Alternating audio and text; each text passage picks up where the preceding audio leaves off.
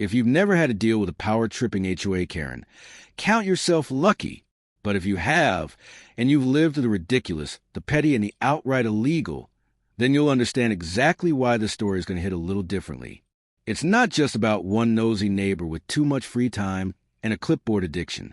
It's about exposing someone who thought she was above the law and showing her that the law is a funny way of biting back.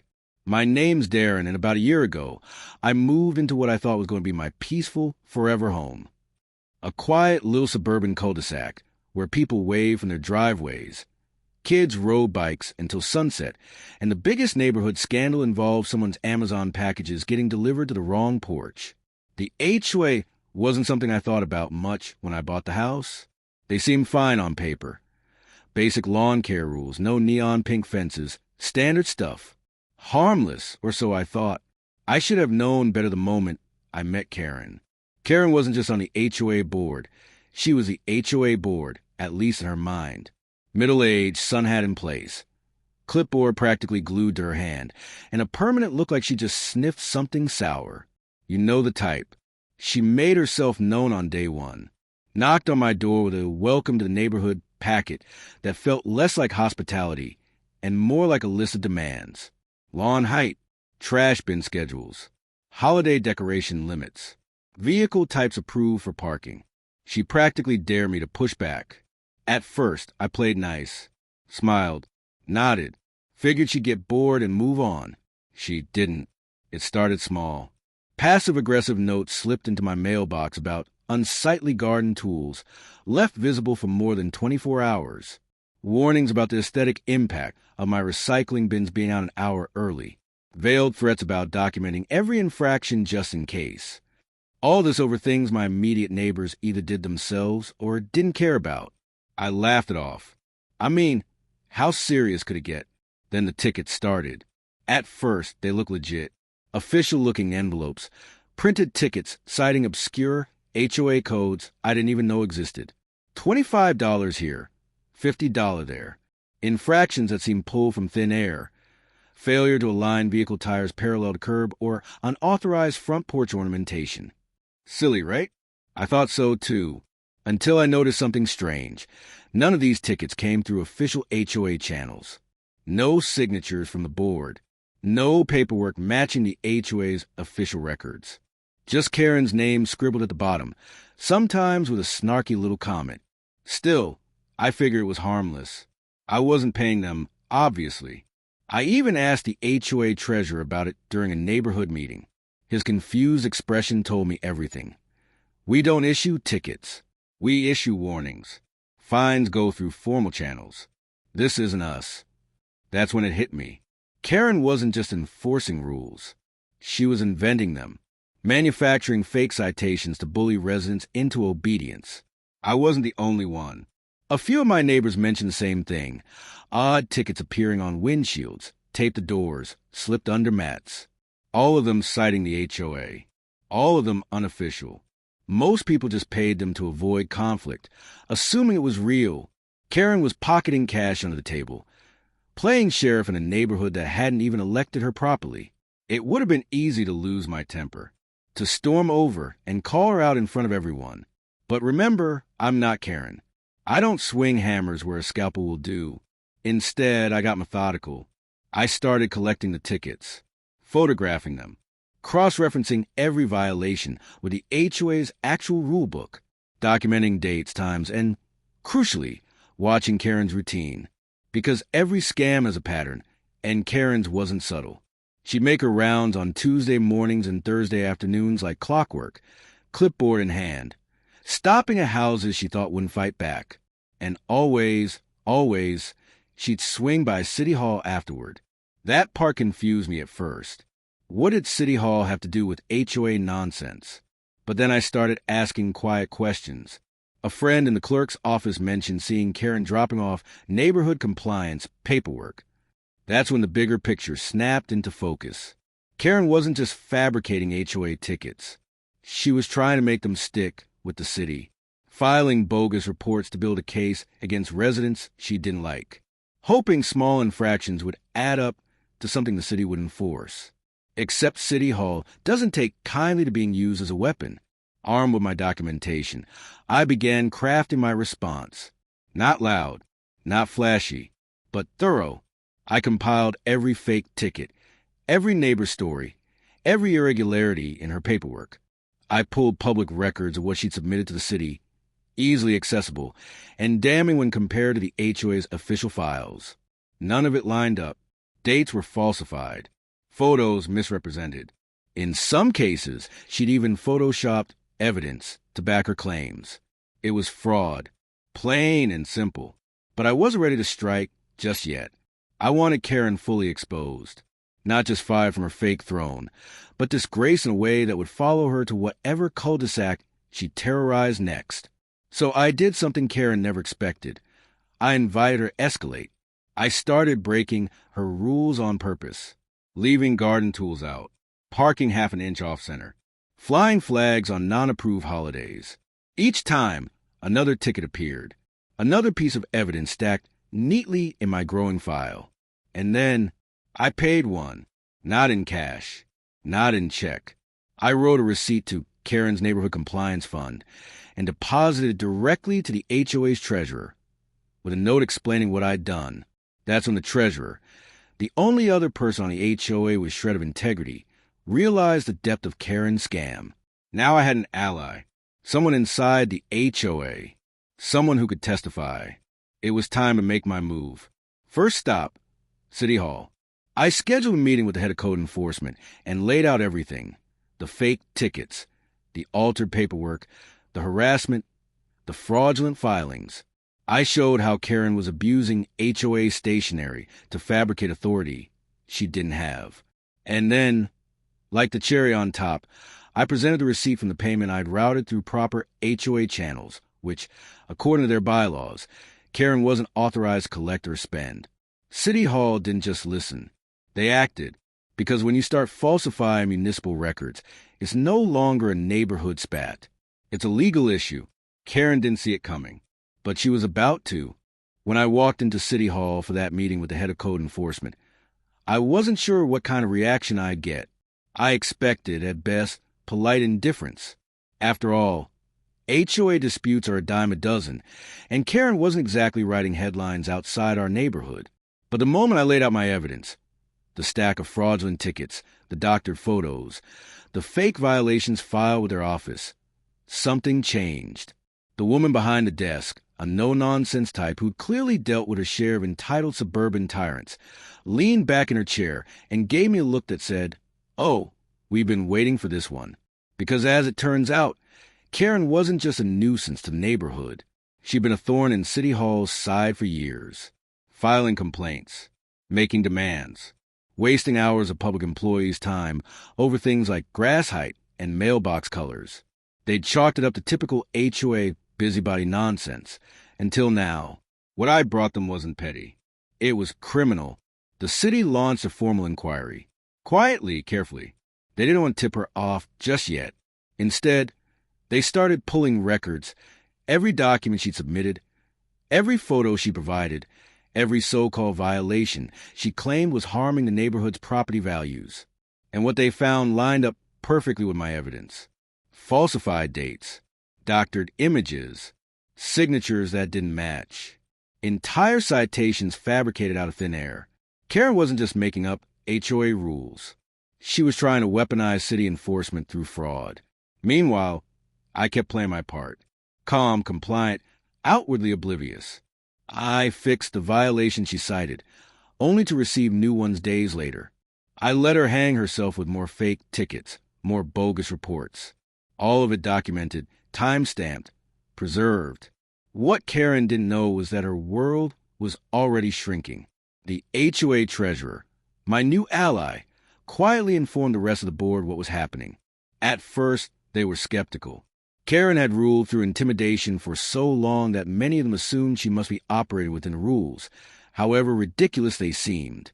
But once they saw the receipts, the evidence, the glaring inconsistencies between what Karen said and what the HOA had officially filed, they turned. Fast. Board meetings got tense. Questions were asked. Karen deflected, grew defensive, accused others of conspiring against her. Classic Karen tactics. But this time, they weren't afraid anymore. They started pulling HOA records, comparing notes, realizing just how much of what she'd done had never been authorized. That's when the real fireworks began. See, Karen's fake tickets weren't just petty harassment. They were theft. The money residents had paid her under false pretenses hadn't gone to HOA accounts. It had gone into Karen's pocket. That's fraud, plain and simple. And once the board realized it, they had no choice but to act. They froze HOA funds, suspended Karen's access to accounts, files, anything that could be manipulated further. They issued a formal cease and desist on her behalf, barring her from contacting residents under guise of HOA authority. And most damning of all, they cooperated fully with City Hall's investigation. Karen, of course, didn't take it well. She doubled down, started sending threatening emails to board members, claimed she'd sue them for defamation, for conspiracy, for harassment. The irony was almost poetic. The woman who'd built her little empire on intimidation couldn't handle even a fraction of the pushback she'd dished out for years. But the walls were closing in. City Hall sent inspectors to her house under the pretense of routine checks. They found discrepancies, additions to her property not properly permitted, structures out of compliance with the very code she weaponized against others. She built a storage shed too close to her neighbor's fence, installed illegal floodlights, violated setback requirements. The list grew longer with every visit. Meanwhile, I kept documenting. Karen, in her arrogance, kept leaving evidence. More fake tickets appeared on windshields. More bogus reports were filed. She couldn't help herself. She thought she was untouchable, until fines started rolling in. City Hall fined her for every fraudulent document, for every misuse of public resources, for every code violation on her own property. Thousands of dollars. More than she could have ever scammed from scared neighbors with her fake tickets. And when she refused to pay, they escalated. Liens on her property, legal action, a formal complaint filed with the state's Department of Consumer Affairs. Karen was spiraling, and everyone could see it. Neighbors who'd once feared her started openly mocking her. "Watch out, or Karen will write you another fake ticket," became a running joke. Lawn signs popped up overnight. "This property is HOA Karen compliant. She says so herself." The local Facebook group had a field day. Memes, GIFs, entire threads dedicated to chronicling her downfall. But for me, the real satisfaction came quietly. One afternoon, I received a call from the head of code enforcement. "Thought you want to know. We're recommending criminal charges. Fraud, harassment, filing false reports, misuse of city resources. Enough to ruin her reputation, drain her finances, and ensure she'd never hold a clipboard authority again." And the HOA, they voted unanimously to remove her, banned from holding any future position, banned from representing them in any capacity, banned from speaking at meetings unless invited. And even then, only as a resident with no more power than anyone else. Her kingdom? Gone. Her authority? Stripped. Her future? Tied up in court proceedings and mounting legal fees. The neighborhood changed overnight. Without Karen prowling the streets, people relaxed. Lawns grew freely. Decorations got a little bolder. Cars parked wherever they pleased. The HOA, newly restructured, focused on things that actually mattered, maintaining shared spaces, organizing community events, fostering goodwill instead of fear. And Karen? She sulked behind closed blinds, watching as the world she tried to control moved on without her. But I wasn't done yet. Not quite. Because while City Hall handled the fines and the charges, I had one more piece of revenge left to deliver. Something poetic. Something final. I requested copies of every bogus ticket Karen had ever written. I turned them into a coffee table book, The Unauthorized Violations of HOA Karen, a cautionary tale. Bound, laminated, gifted anonymously to her mailbox with a note tucked inside. Better luck next neighborhood. Karen had made a lot of enemies during her reign of petty tyranny. What she didn't realize was how quickly those enemies were now turning into witnesses. By the time City Hall had started their investigation, the neighborhood had begun to unify. Not in fear of Karen, but in mutual disgust toward her behavior. And there's nothing more dangerous to a neighborhood tyrant than a group of people comparing notes. Stories poured in. One neighbor had been fined for a Halloween pumpkin placed on their porch too early. Another had been cited for having wind chimes that violated sound ordinances, despite no such ordinance existing. Karen had invented rules on the fly, slapped them on fake HOA tickets, and pocketed cash from anyone too tired or intimidated to fight back. But now, everyone was fighting back. Together, I started hosting informal gatherings in my backyard, something Karen used to report as an unauthorized assembly. Now, those gatherings looked a lot more like strategy sessions. We compared documents. We shared evidence. We spoke with attorneys. The HOA board, under its new leadership, began publicly encouraging anyone who'd been targeted by Karen to come forward. Some had been quietly stewing in resentment for years, thinking they were alone. Now they realized Karen's reach had been wide and shallow. City Hall took notice. What started as my small complaint had ballooned into a full-scale investigation, not just into Karen, but into how the HOA had allowed this to fester unchecked. Inspectors revisited every complaint Karen had filed over the past 3 years. They found dozens of fraudulent submissions, dozens more that were completely fabricated, incidents that never happened, backed by photos that didn't match the properties in question. Karen's credibility unraveled fast. The city issued a public statement clarifying that HOA citations were not legally enforceable without proper procedure, and that residents should report any future attempts at private enforcement. The newspaper caught wind. Headlines read, "Neighborhood HOA Tyrant Faces Fraud Investigation Over Fake Tickets." Karen's name was everywhere. And then the lawsuits began. Neighbors filed civil suits, class action, even claims of harassment, emotional distress, financial damages from illegal fines. The HOA itself, now desperate to distance from the disaster Karen had caused, voted to cooperate fully with those suing her personally. They even offered testimony that she had acted alone, outside the scope of her authority. Karen's world collapsed, piece by petty piece. But I wasn't content to let it end there. No. After months of enduring her fabricated citations, her veiled threats, her smug little smirks as she slipped paper onto windshields, I wanted her to understand exactly what it felt like to be on the receiving end of relentless, calculated pressure. The difference was, mine would be entirely legal. I began filing official complaints, legitimate ones, against her violations. Her fence was too close to a public easement. Her unpermitted she had violated building codes. Her dog's constant barking exceeded the neighborhood's noise allowances. And unlike her fake reports, mine were backed by real evidence. Photos, measurements, timed audio recordings. Everything City Hall required. Inspectors returned to her house weekly now, sometimes twice a week.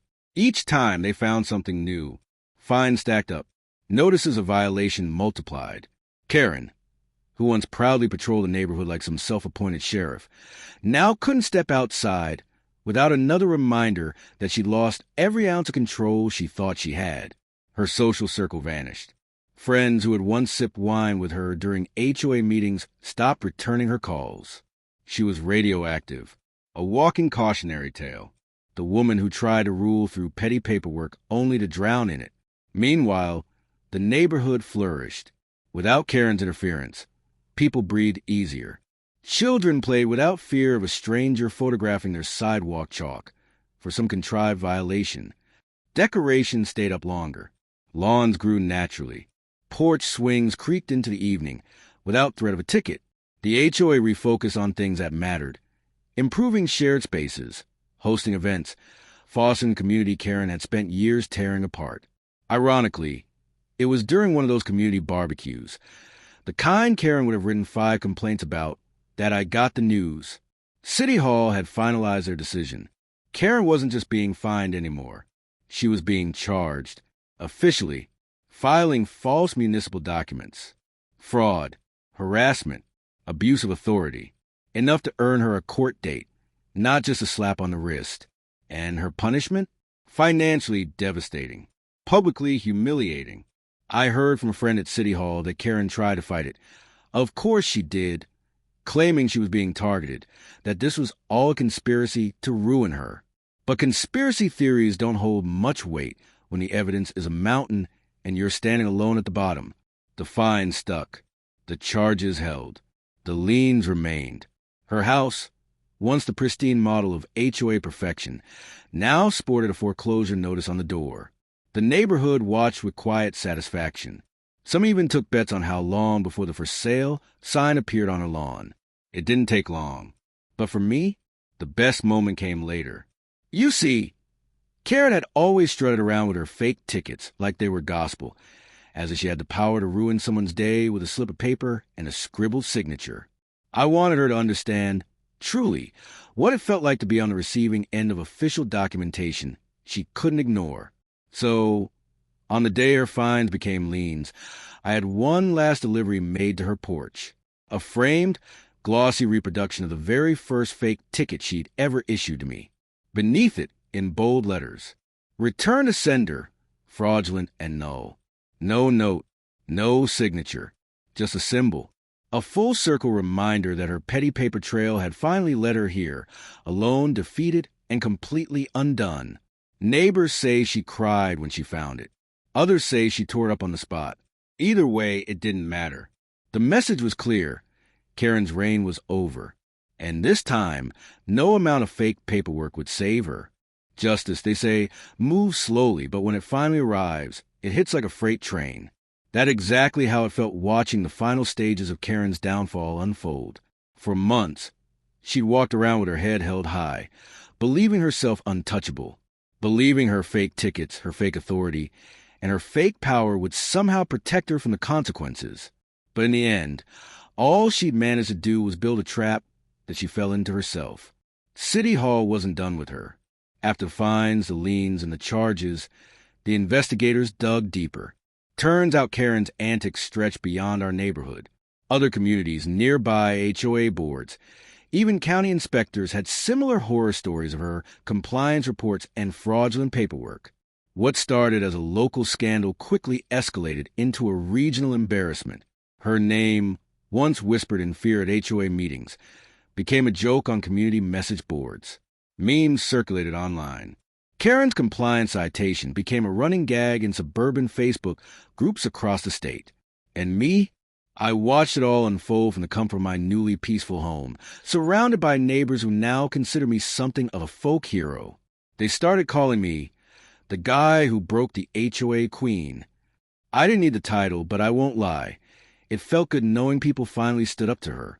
That my patience, my documentation, and my refusal to stoop to her level had paid off in ways bigger than I imagined. Karen's house sat neglected for weeks. Overgrown lawn, notices stuck to the door, trash bins left on the curb, untouched. It was a visible, rotting symbol of everything she'd built crumbling into nothing.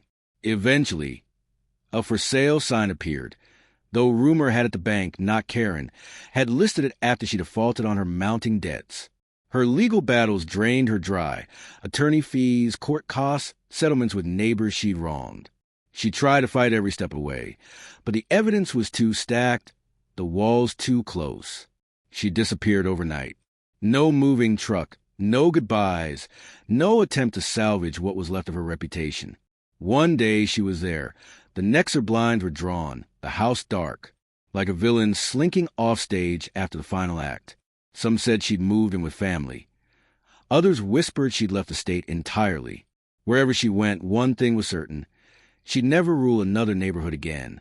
With Karen gone, the neighborhood transformed almost immediately. The HOA board restructured under new, reasonable leadership. Gone were the days of nitpicking violations and threats of fines over holiday lights or garden gnomes.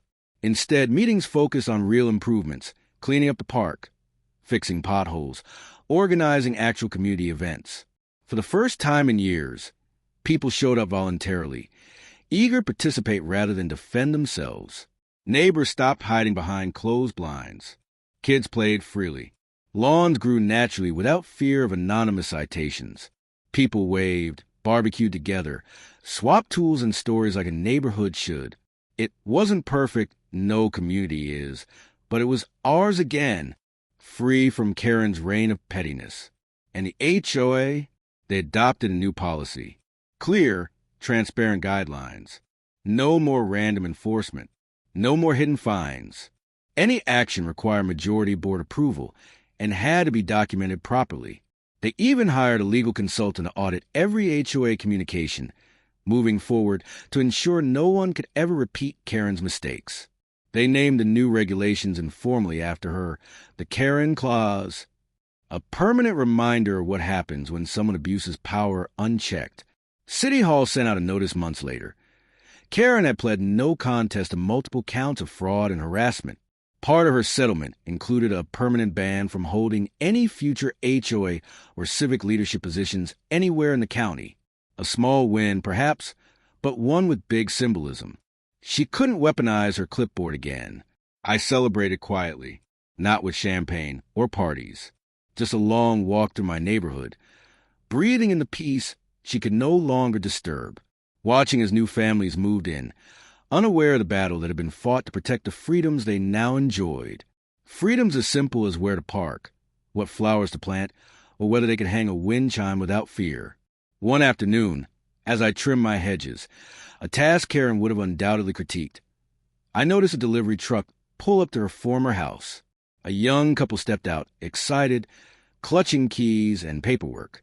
First-time homeowners, judging by their wide smiles and nervous laughter. They waved at me. I waved back. Another fresh start, free from Karen's shadow. I walked over, introduced myself, welcomed them to the neighborhood.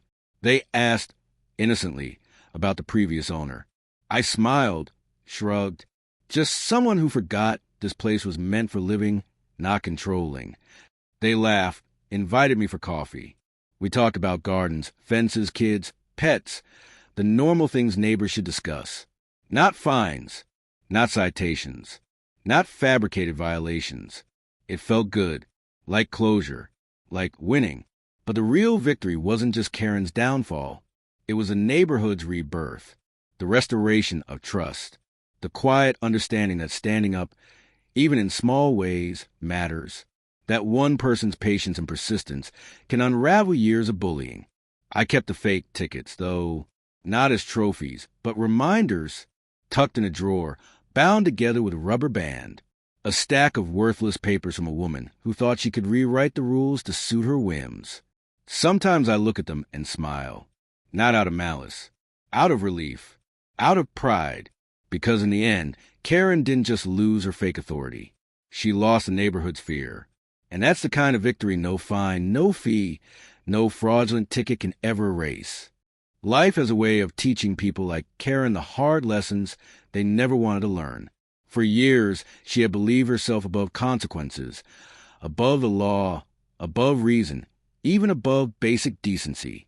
She thought her fake tickets and phony authority were shields.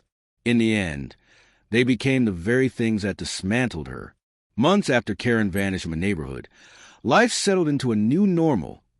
One where people no longer flinched when they saw someone walking the sidewalk with a clipboard, where violation notices were a thing of the past, and neighbors didn't ever hold their breath waiting for the next fabricated fine to appear under their windshield wiper. Instead, they waved more often, stopped to chat, shared gardening tips, not legal advice. The neighborhood flourished in small, quiet ways. Lawns weren't scrutinized. They were admired. Kids' chalk drawings didn't spark citations. They sparked smiles. Even the HOA meetings became something people wanted to attend. Potlucks and discussions about better lighting for the park, safer crossings for the kids on bikes, more trees for shade, not fewer for aesthetics. Karen's name still floated around, of course, usually as a punchline. Careful, or Karen's ghost will find you for that gnome. You better get HOA approval from Karen's spirit first. It became a kind of folklore, a shared memory that bound the community together, not out of fear anymore, but out of relief. We'd lived through the storm, and we'd come out wiser, closer, better. One day, months after her house sold, I got a letter. Not from Karen, of course. She had long since slithered away into whatever lonely rental she'd found next. No, this letter was from a local law office handling her estate, or more accurately, cleaning up the wreckage she left behind. Inside was a simple notification. Karen had filed bankruptcy. Every unpaid fine, every court fee, every civil settlement owed to neighbors she'd wronged, wiped clean or nearly so. Legally, she'd escaped much of the financial weight. Morally, that stain would never wash out. I could have been angry. I could have let it sour the satisfaction of seeing her toppled.